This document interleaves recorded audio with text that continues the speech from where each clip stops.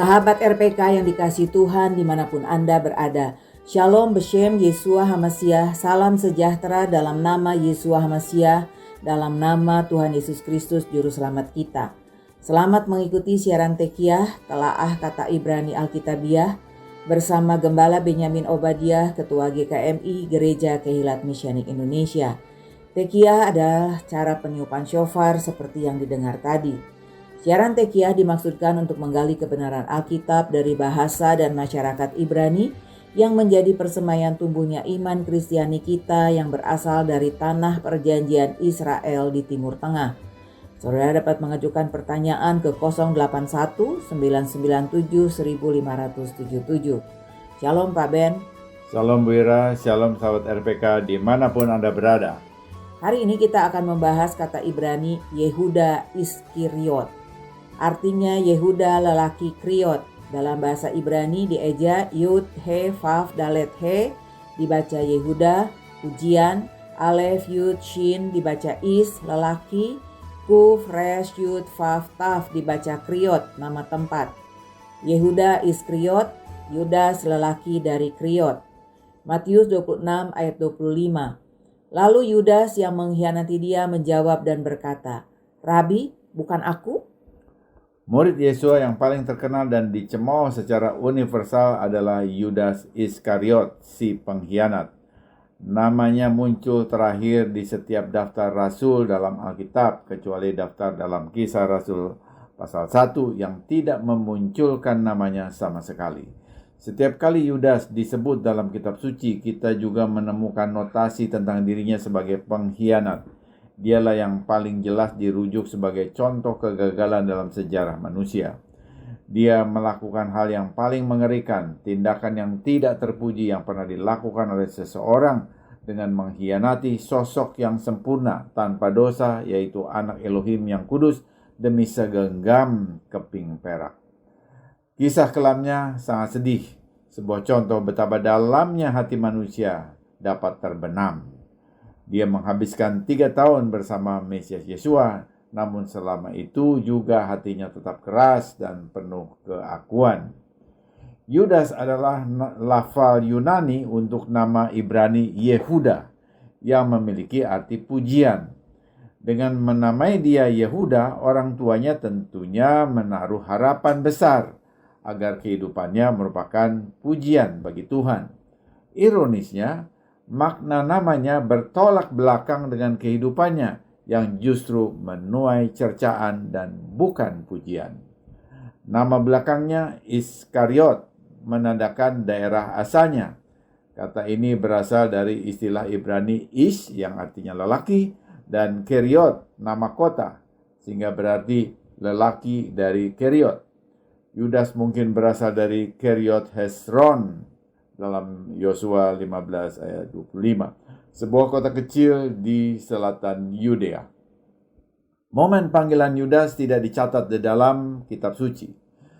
Namun jelas bahwa ia mengikuti Yesua dengan sukarela. Dia hidup di masa harapan mesianis yang tinggi. Dan seperti kebanyakan orang Israel, dia sangat menantikan kedatangan Mesias. Ketika dia mendengar tentang Yesua, dia yakin bahwa ini pasti Mesias yang sejati. Seperti 11 murid lainnya, dia meninggalkan usaha apapun yang pernah dia geluti dan mulai mengikuti Yesus sepenuh waktu. Yudas bahkan tetap bersama Yesua ketika banyak murid yang kurang setia mulai meninggalkan kelompok Yesua dalam Yohanes pasal 6. Dia telah memberikan waktunya untuk mengikuti Yesua, namun dia tidak pernah memberikan hatinya kepada Yesua. Yudas mungkin adalah seorang Yahudi muda yang bersemangat dan patriot yang tidak ingin Romawi menjajah bangsanya dan berharap Mesias akan menggulingkan penindas asing dan memulihkan kerajaan Israel. Dia jelas dapat melihat bahwa Yesua memiliki kuasa yang sangat menakjubkan. Namun jelas juga Yudas tidak tertarik kepada Mesias pada tingkat spiritual. Dia mengikuti Yesua karena keinginan untuk mendapatkan keuntungan jasmaniah secara egois, ambisi duniawi, dan keserakahan. Dia melihat kuasa Yesua dan menginginkan kuasa seperti itu bagi dirinya sendiri. Dia tidak tertarik pada kerajaan demi keselamatan atau demi Mesias. Dia hanya tertarik pada apa yang bisa dia peroleh dari Mesias. Kekayaan, kekuasaan, dan gengsi adalah hal yang mendorong ambisinya. Jelas, di satu sisi dia memilih untuk mengikuti Yesua. Dia tetap mengikuti meskipun itu mengharuskan dia menjadi seorang munafik yang pandai untuk menutupi kenyataan siapa diri yang sebenarnya. Di sisi lain, Yesua juga memilih dia. Ketegangan untuk antara kedaulatan ilahi dan pilihan manusia tampak jelas dalam panggilan Yudas. Sama seperti hal itu tampak dalam panggilan para rasul lainnya. Mereka semua telah memilih Yesua, tetapi sesungguhnya Yesua memilih mereka terlebih dahulu. Yudas juga memilih untuk mengikuti Yesua, namun dia juga telah dipilih oleh Yesua guna memenuhi nubuat para nabi dalam kitab suci Tanakh. Sebuah nubuatan mesianis dalam Mazmur 41 ayat 9 mengatakan, "Bahkan sahabat karibku yang kupercayai yang makan rotiku telah mengangkat tumitnya terhadap aku." Yesua mengutip ayat itu dalam Yohanes 13 ayat 18 dan berkata bahwa penggenapannya akan terjadi pada pengkhianatan terhadap dirinya sendiri. Zakaria 11 ayat 12 mengatakan, "Lalu aku berkata kepada mereka, jika itu kamu anggap baik, berikanlah upahku, dan jika tidak, biarkanlah. Maka mereka membayar upahku dengan menimbang 30 uang perak." Matius 27 ayat 9 dan 10 menegaskan bahwa nubuat tersebut merujuk pada Yudas. Jadi nubuat terhadap peran Yudas telah ditentukan sebelumnya. Kitab suci bahkan mengatakan bahwa ketika Yesua memilih Yudas, dia mengetahui Yudas akan menjadi orang yang memenuhi nubuat pengkhianatan terhadap dirinya. Yesua dengan sengaja memilih dia untuk memenuhi rencananya. Namun, Yudas sama sekali tidak dipaksa melakukan apa yang dia lakukan. Tidak ada tangan yang tidak terlihat yang memaksanya untuk mengkhianati Mesias. Dia bertindak bebas tanpa paksaan dari luar. Dia bertanggung jawab atas tindakannya sendiri. Yesua berkata bahwa dia akan menanggung kesalahan atas perbuatannya selamanya. Keserakahannya sendiri, ambisinya sendiri, dan keinginan jahatnya sendiri merupakan kekuatan yang memaksanya untuk mengkhianati Mesias. Bagaimana kita menjelaskan fakta bahwa pengkhianatan Yudas sudah dinubuatkan sebelumnya, dan fakta bahwa dia bertindak dengan kemauan bebasnya sendiri? Keduanya memang bersifat antagonistik, namun kita tidak perlu menyatukan kedua fakta tersebut. Pengkhianatannya sudah ditetapkan dalam nubuat versus pengkhianatannya didorong oleh kehendak bebasnya sendiri. Dengan cara berpikir siklis, keduanya mempunyai kebenaran yang dapat berdiri sendiri. Rencana Tuhan dan perbuatan jahat Yudas selaras dengan sempurna, dan Yudas melakukan hal itu karena hati yang jahat. Tuhan yang mengizinkan semuanya terjadi sesuai dengan keputusan, sesuai dengan kehendaknya sendiri. Efesus 1 ayat 11. Telah ditentukan sebelumnya bahwa Yesua akan dikhianati dan dia akan mati untuk dosa-dosa dunia. Yesua sendiri menegaskan kedua kebenaran ini dalam Lukas 22 ayat 22. "Sesungguhnya anak manusia berjalan sesuai ketetapan, tetapi celaka kepada orang yang dengannya dia dikhianati." Tuhan menetapkan peristiwa-peristiwa yang melaluinya Mesias akan dikorbankan, sementara Yudas melakukan perbuatan jahatnya atas pilihannya sendiri tanpa paksaan oleh kekuatan eksternal apapun. Kedua hal ini benar. Kehendak Tuhan yang sempurna melalui nubuat dan tujuan jahat Yudas sepakat untuk mewujudkan tujuan kematian Mesias. Yudas melakukannya untuk kejahatan, namun Elohim merencanakan untuk kebaikan. Walaupun keduanya terkesan bertentangan, keduanya tidak perlu dipertentangkan. Dari sudut pandang manusia, Yudas mempunyai potensi yang sama dengan yang lain. Bedanya, dia tidak pernah benar-benar tertarik kepada Mesias. Dia melihat Mesias hanya sebagai alat untuk mencapai tujuan. Tujuan rahasia Yudas adalah kemakmuran pribadi, keuntungan bagi dirinya sendiri. Dia tidak pernah menerima ajaran Yesua dengan iman. Dia tidak pernah memiliki sedikit pun kasih sejati kepada Mesias. Hatinya tidak pernah berubah, dan karenanya cahaya kebenaran hanya mengeraskan hatinya. Yudas mempunyai setiap kesempatan untuk berbalik dari dosanya. Sebanyak kesempatan yang pernah diberikan kepada siapapun. Dia mendengar banyak permohonan dari Mesias yang mendorong dia untuk tidak melakukan perbuatan yang dia rencanakan. Dia mendengar setiap pelajaran yang Yesua ajarkan selama pelayanannya. Banyak dari pelajaran itu dapat diterapkan langsung kepadanya, antara lain perumpamaan tentang bendahara yang tidak adil, pesan tentang pakaian pesta, dan khotbah Yesua menentang cinta uang, melawan keserakahan. Yesua bahkan dengan jujur mengatakan kepada 12 muridnya, salah satu di antara kamu adalah iblis. Yohanes 6 ayat 70. Dia memperingatkan mereka tentang celak yang akan terjadi dari mengkhianatinya.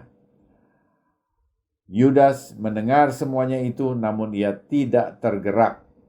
Dia tidak pernah menerapkan pelajarannya. Dia terus saja melakukan tipu dayanya. Sementara itu, Yudas kecewa dengan Mesias. Memang pada awalnya semua murid memikirkan Mesias Yahudi sebagai raja yang akan menyingkirkan penjajah Romawi dari Yudea, membebaskan Israel dari pendudukan kafir, dan menegakkan kembali kerajaan David dalam kemuliaan yang belum pernah terjadi sebelumnya.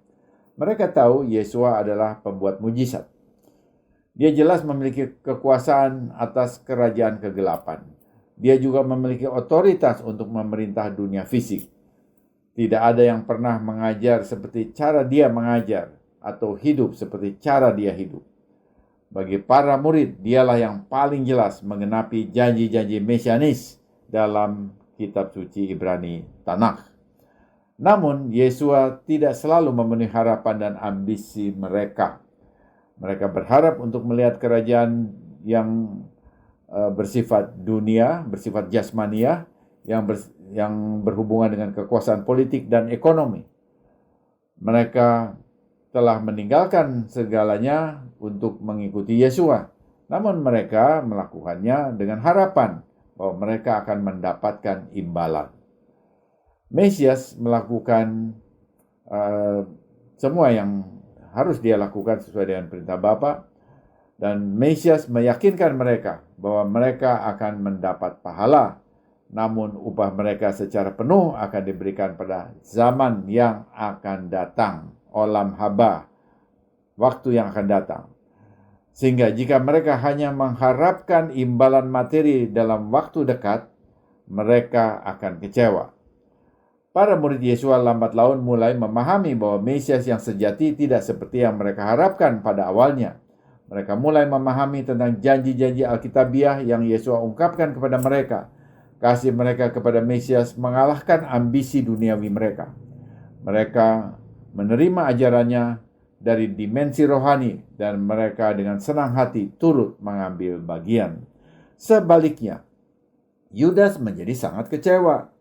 Namun dia menyembunyikan kekecewaannya di balik selimut kemunafikannya, karena dia sedang mencari cara untuk mendapatkan uang selama bertahun-tahun berinvestasi dengan Yesua.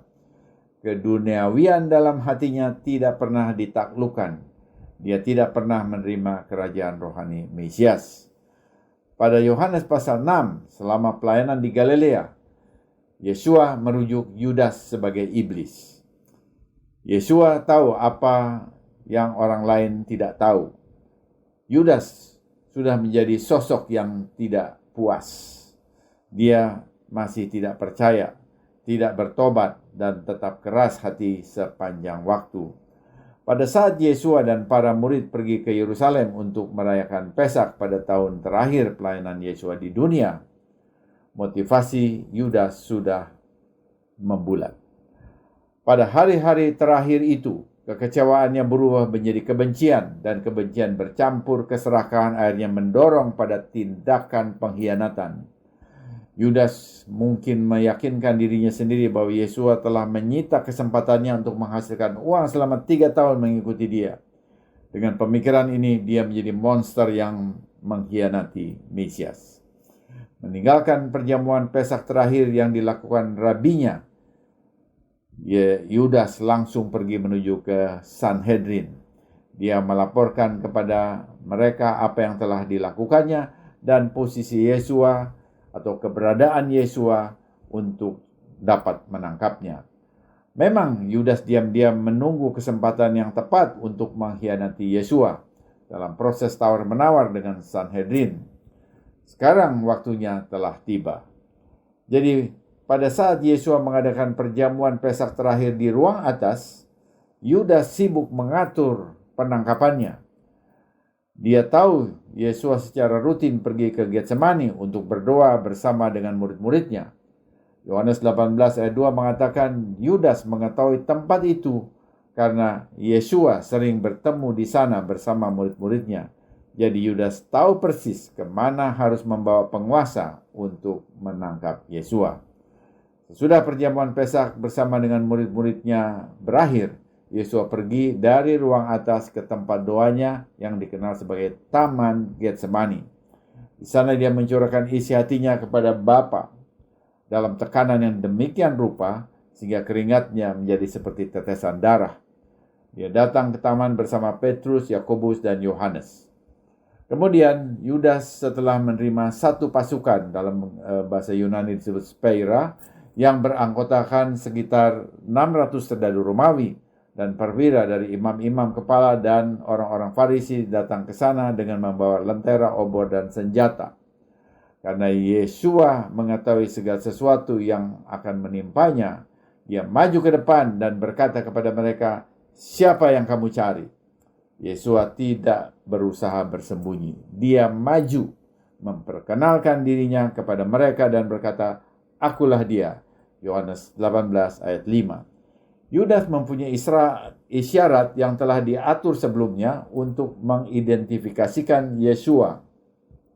Siapapun yang aku cium, itulah dia, tangkap dia. Sungguh cara yang licin untuk menunjukkan Yesua. Sebenarnya, sejak Yesua melangkah maju dan memperkenalkan dirinya, isyarat itu tidak diperlukan. Namun Yudas yang munafik tetap mencium dia. Di sini kita melihat bahwa tidak mungkin serdadu Romawi salah tangkap seperti yang sering dilansir di medsos oleh kalangan tertentu berdasarkan sumber-sumber lain. Yesua berkata kepadanya, "Yudas, apakah kamu mengkhianati anak manusia dengan ciuman?" Lukas 22 ayat 48. Ciuman adalah tanda penghormatan, cinta, kasih sayang, kelembutan, rasa hormat, dan keintiman. Perasaan Yudas yang pura-pura terhadap Mesias hanya membuat perbuatannya menjadi lebih gelap. Itu adalah sebuah kemunafikan yang licik, berusaha mempertontonkan sikap hormat di depan publik namun sebagai hujaman akhir yang pahit. Yudas menjual Yesua dengan harga rendah. Namun begitu kesepakatan itu selesai, hati nurani Yudas segera tergugah. Dia menemukan dirinya di neraka buatannya sendiri, terpukul oleh pikiran atas apa yang dilakukannya sendiri. Uang yang tadinya sangat penting baginya, sekarang tidak penting lagi. Pada waktu Yudas melihat bahwa Yesua telah dijatuhi hukuman mati, menyesalah dia.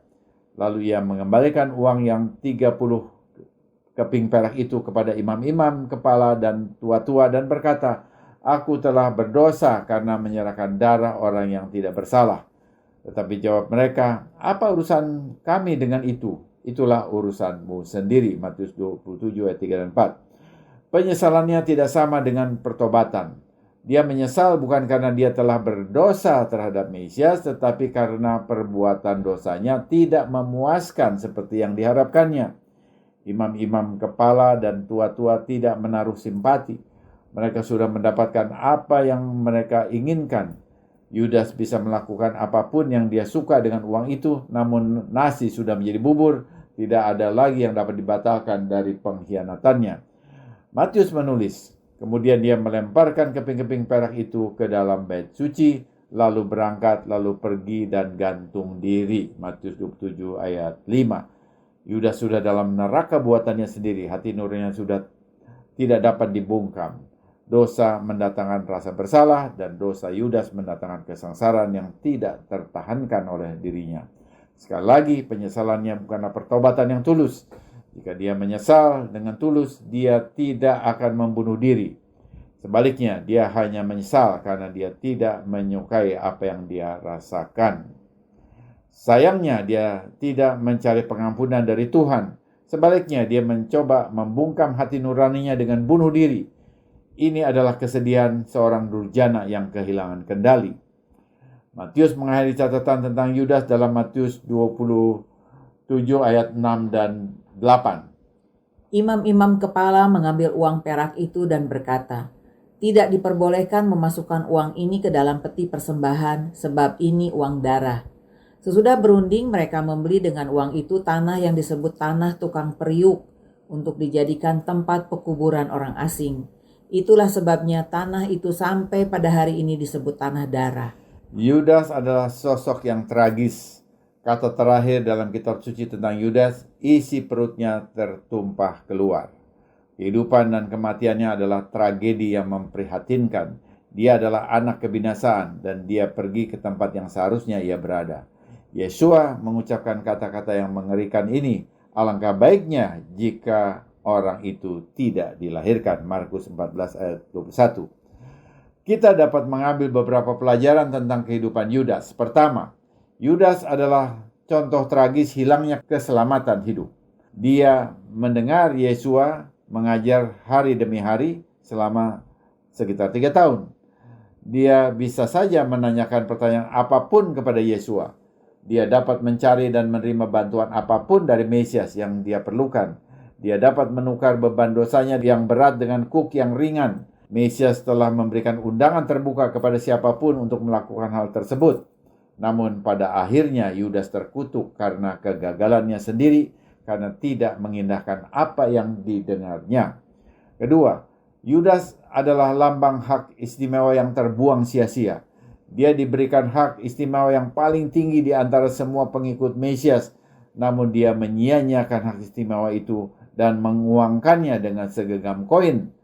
Namun kemudian memutuskan bahwa dia benar-benar tidak menginginkannya. Satu pilihan yang bodoh. Ketiga, Yudas adalah ilustrasi klasik tentang bagaimana cinta akan uang adalah akar segala kejahatan. 1 Timotius 6 ayat 10. Keempat, Yudas memberikan contoh buruk dan bahaya pengkhianatan rohani. Sekiranya Yudas adalah satu-satunya orang munafik yang pernah mengkhianati Mesias, namun kenyataannya tidak demikian. Ada orang-orang model Yudas di setiap zaman yang kelihatannya adalah murid sejati dan pengikut dekat Mesias, namun berbalik melawan dia karena alasan materialistis dan egois. Ketika Yudas membarter nyawa Mesias dengan uang, dia sebenarnya sedang menjual jiwanya sendiri kepada iblis. Tragedi dalam hidupnya adalah tragedi yang dia buat sendiri. Dia mengabaikan cahaya yang telah dia lihat selama bertahun-tahun, dan dengan demikian dia membuang dirinya ke dalam kegelapan abadi. Setelah kebangkitan Yesua, jabatan Yudas diisi oleh Matias.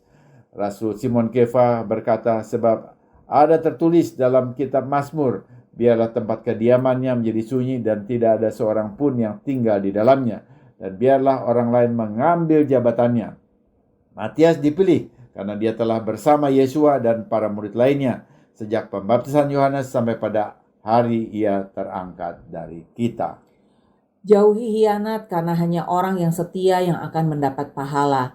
Semoga siaran ini memberkati saudara. Informasi bagi saudara, siaran Tekiah dapat didengar ulang pada YouTube kanal Kehilat Mesianik _Tekiah. Kunjungi dan subscribe kanal Kehilat Mesianik di YouTube untuk mengikutinya. Sesudah narasi ini kita akan mendengar lagu Oh Lord You Are Beautiful oleh Grace Bramley. Tuhan kau sungguh indah, wajahmu ku rindu. saat kau pandang anakmu ini tercurah anugerah-Mu. Kiranya semua mata dicelikan untuk melihat keindahan Mesias Yesua. Tiba saatnya saya Penatua Ira Natali dan Gembala Benyamin Obadiah mohon diri dari ruang dengar saudara. Sampai jumpa pada siaran mendatang. Yesua keselamatanku, Torah kesukaanku, menuju kepenuhan bangsa-bangsa. Shalom, shalom.